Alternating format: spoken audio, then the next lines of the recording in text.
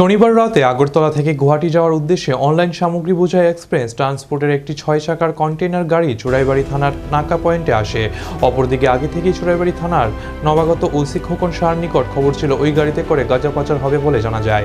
এমন অবস্থায় রাতভর গাড়িটি আটক রাখা হয়, কিন্তু রবিবার সকালে গাড়িটি তল্লাশি করে 4 কেজি 40 গ্রাম গাঁজা জব্দ করে নেতৃত্বদের অর্জন করে পুলিশ।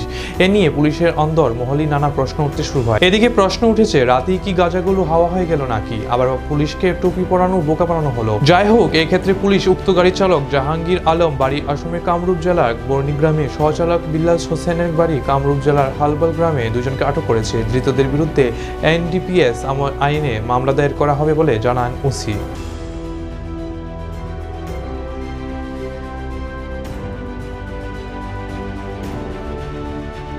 আপনারা তো জানেন যে এখানে চোরাইবাড়ি নাকা পয়েন্টে যেসব গাড়ি ত্রিপুরা থেকে বের হয় সবগুলা গাড়ি চেক হয়, এবং যেসব গাড়ি আসাম থেকে ত্রিপুরাতে ঢুকে ওইসব গাড়ি চেক হয়।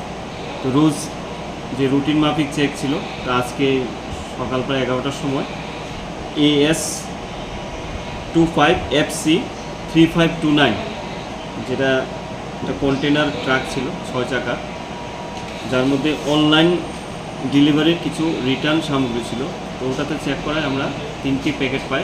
3টি প্যাকেটের মধ্যে প্রায় 4 কেজি 40 গ্রামের মতো গাঁজা আমরা রিকভারি করি। সাথে কাউকে আটক করতে পেরেছি? হ্যাঁ, সাথে ড্রাইভারের সাথে আরেকজন ছিল। আমরা দুজনকে আটক করেছি, গাড়ি সিজ করেছি। তাদের নাম? একজনের নাম হচ্ছে জাহাঙ্গীর আলম, আরেকজনের নাম হচ্ছে বিল্লাল হোসেন।